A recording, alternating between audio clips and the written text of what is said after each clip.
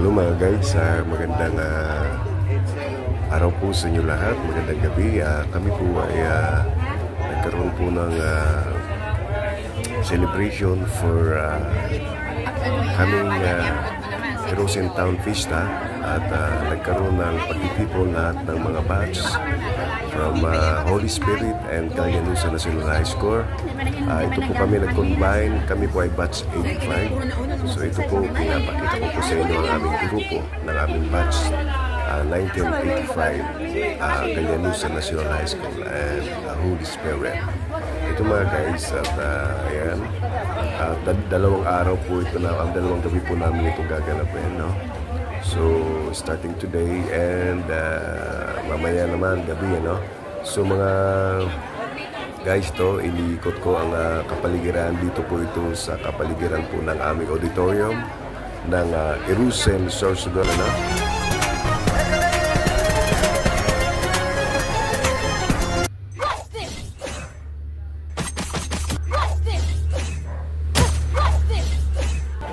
Patuloy po tayo. Ito po, no, ay pinapakita ko sa inyo po dito. Dito po ito nagkaroon ng putok ng mga tent dito po sa kapaligiran po ng auditorium at malapit po sa dating municipal hall ng ating Erosin, no.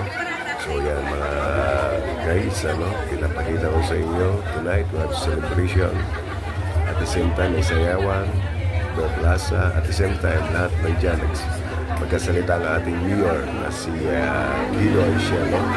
Ayan mga guys, ayan pinapakita ko sa inyo mga guys ang kapaligiran po namin dito sa bayan po nagaganap ng Erosin Sorsogon, no?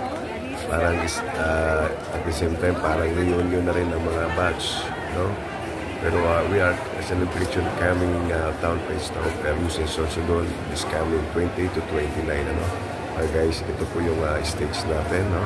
So mamaya po magsasayawan po dyan yung mga ating mga bats at ayan, so maganda, malawak ang ating kapaligiran.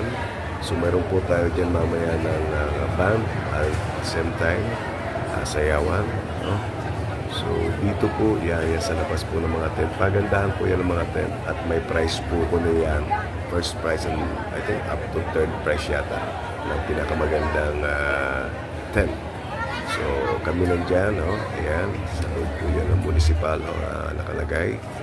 Ayan kami dyan, nag-iikot ako dyan para makita nyo ang kung ano nagaganap po dito sa Erosin Sorsogon, no? Mga guys, tuloy-tuloy lang po sa panonood. Nice.